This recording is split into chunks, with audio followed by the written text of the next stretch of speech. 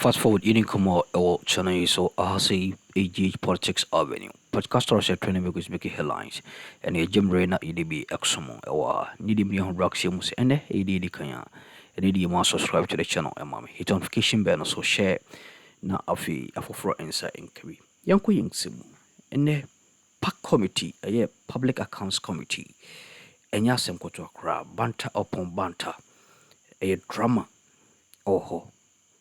Ne nyinaa ne sɛ ɛyɛ DVLA box ɛne community no hyia ɛno onua nsɛm a ɛkɔɔ so deɛ ɛsɛ w'ani na ɛnsɛ wo ka kyerɛ mempɛ sɛ mɛkasa bebree afa ho yɛmmɔ nwura mu na yɛnhwɛ ne yɛkɔsii hɔ AGH Politics Avenue. One, getting into office, I realize accessibility is a problem. So far, we have been able to open 6 offices to help people have. When you say accessibility, what do you? Let me give you example. You stay in a place like Swedru. You want to renew your license, which is around 70 to 80 Ghana cedis. Now you must move from Swedru to to Winneba or to Weja to have this service delivered to you. It tells you that's why people have access, that's why people take advantage of the system and engage in all manner of guru boys.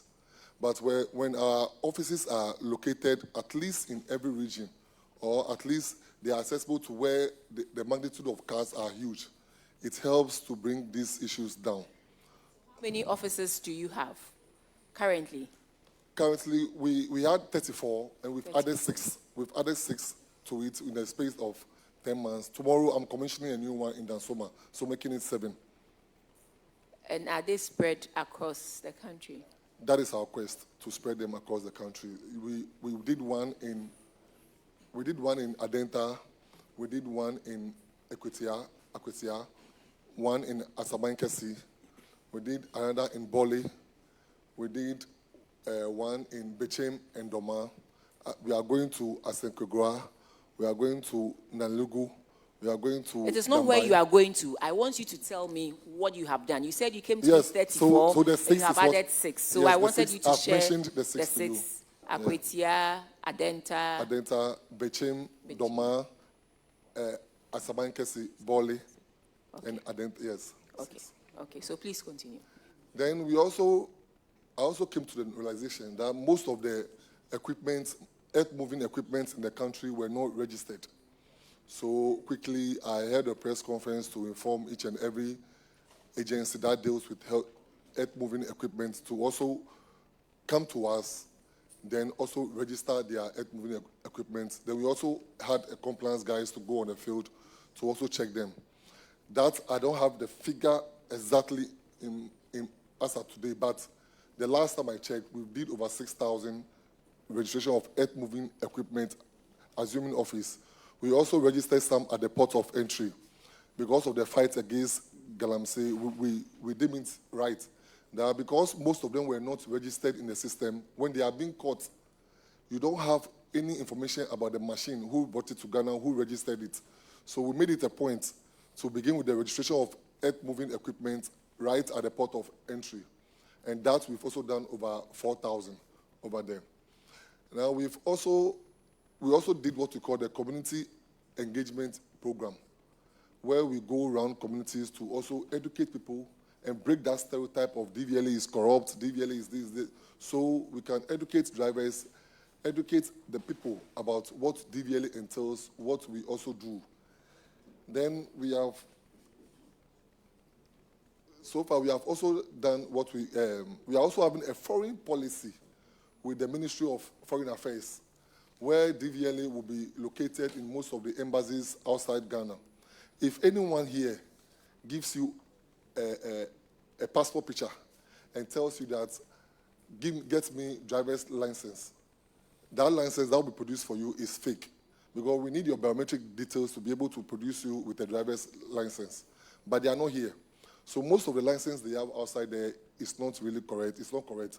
But we can't give our software out to foreign countries to victimize our own. So we deem it fit to go there with the help of Foreign Affairs to do the corrections for them. That is the policy we are also embarking on. Then, which policy again?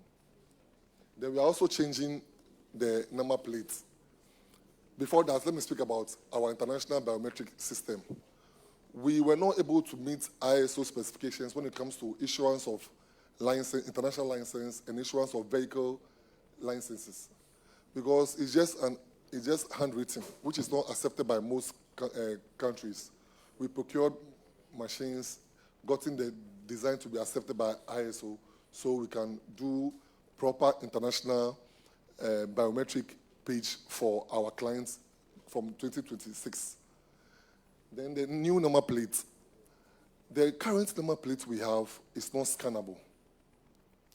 So anyone just brings a car, not pay duty, go out there to the streets, get the boys by the roadside to emboss a number plate for them.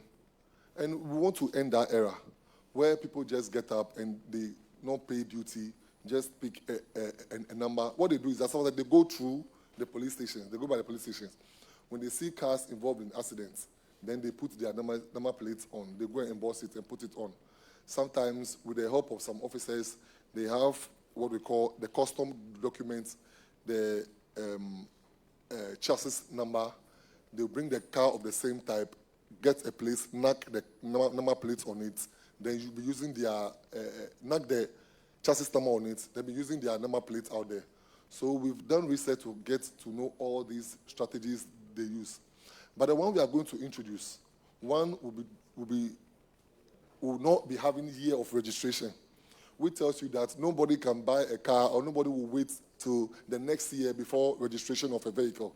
Because every vehicle that must be in the system must be a vehicle that will be identified or can be easily be identified by DVLA. But with what we had, some of the vehicles, we are not having information on them until we register the DP stickers at the port, which I'll come to that. So the one we are bringing now is scannable for security information. You wouldn't need DVLA to be in office before we give those security information out. A police officer will have access to that scannable machine. So in case of anything, they know who the right person is, who they are supposed to hold responsible. Then it's also helped to prevent smuggling of cars. Now, what kind of security details are you going to put? Now it's going to be RFID chip embedded.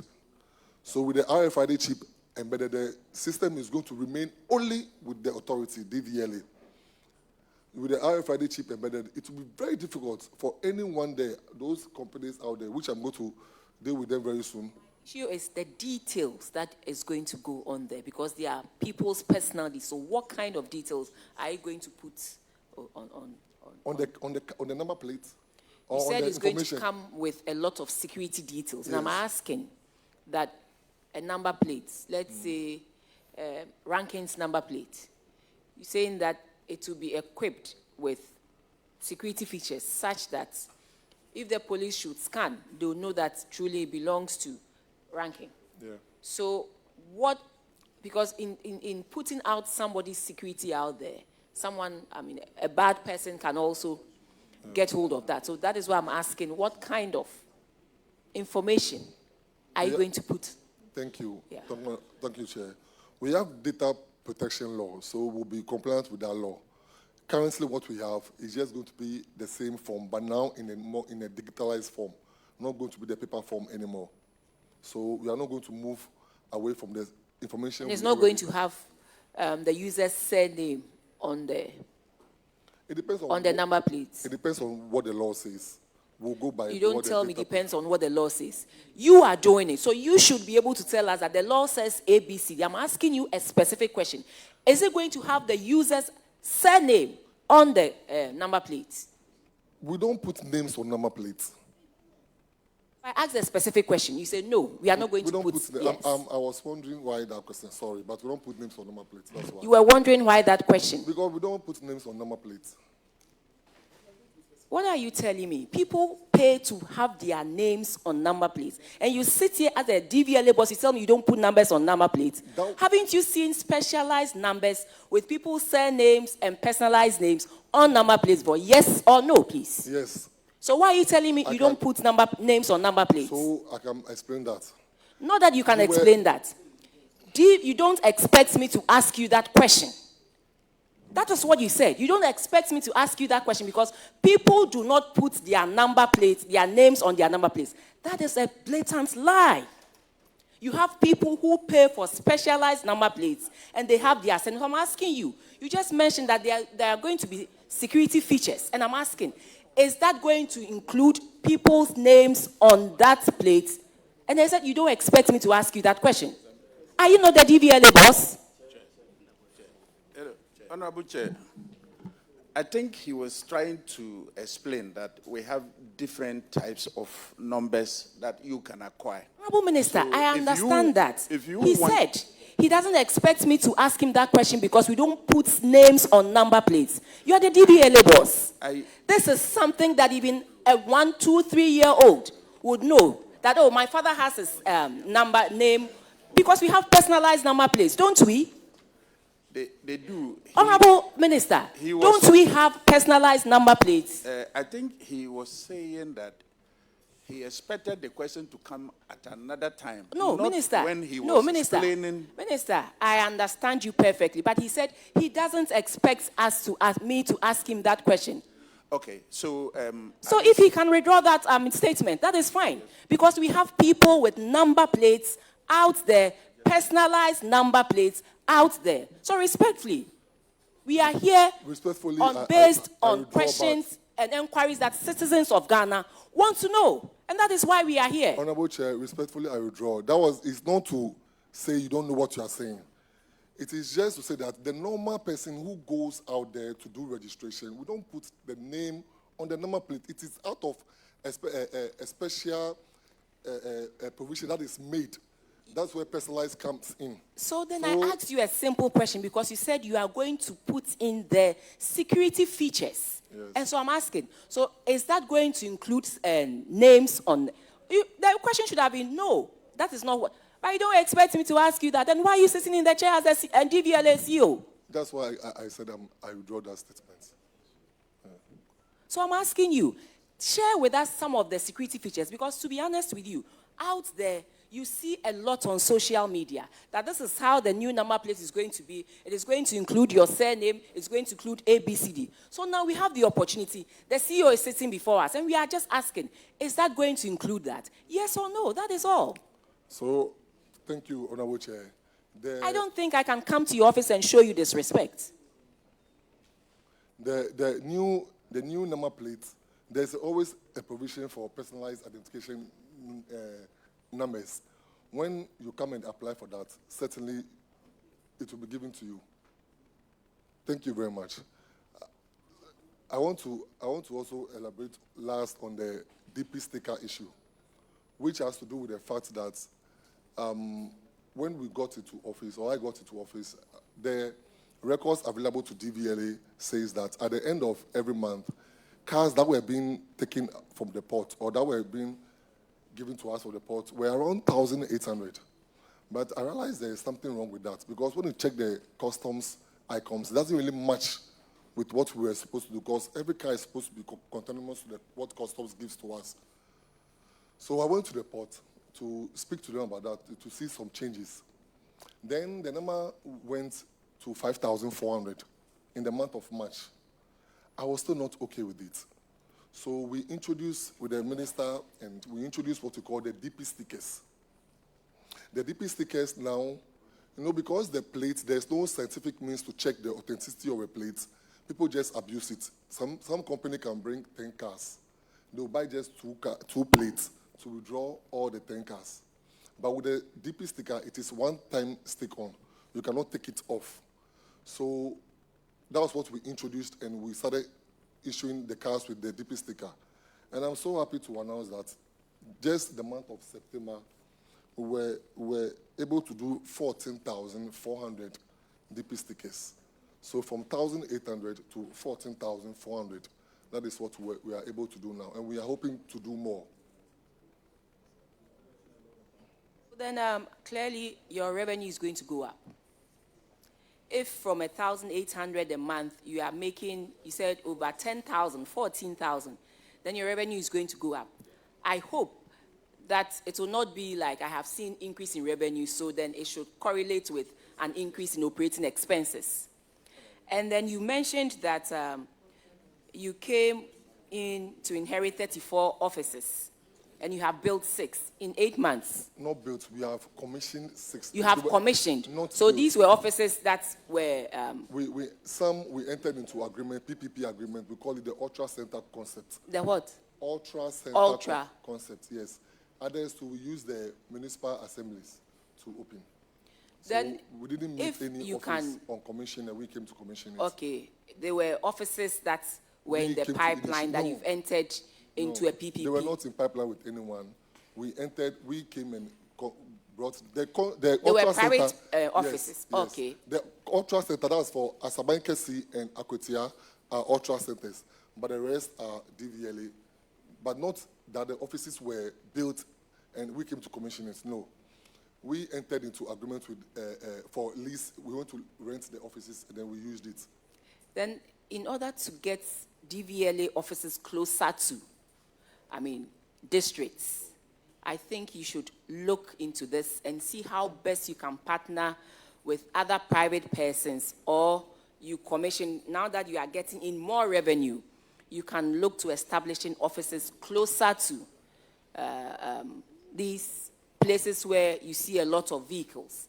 And I believe, one, it will raise your own revenue, and two, it will also reduce the non-registration of vehicles. So I think this is something you should Just check. this morning, I had a meeting with the Chief Executive Officer of GEA, Ghana Enterprise Agency, and they've pledged their support so we can collaborate with them, give them their list, and so we are going to sit down to see where we can rent their building for office operations. Okay, yes, they have offices in most of the districts, so you are going to partner with them to make sure you do that. I think it's a good thing. Yeah, Chair, my question to the DVLA boss. I've seen in the country your men are doing some good job where they are doing you have mobile team that go around for those who have expired DVLA renewal where they are not able to come to the, and then your team always issue receipt also for them. I would like to find out from you what technology are you employing for not to physical cash, because sometimes you may not know. Somebody can use your receipt and then collect money and then revenue will not go into your account. What IT are you employing to actually, increase your revenue using that strategy in the country? Thank you, Mr. Chair. We use Ghana.gov through the Ministry of Finance. Then we are also about to sign onto the cashless system, but it goes through procedures. So we are almost through with that for human intervention. So yes, that is where we are now. How more where people will just pay, and then that's what they are doing. Yes, it's allowed.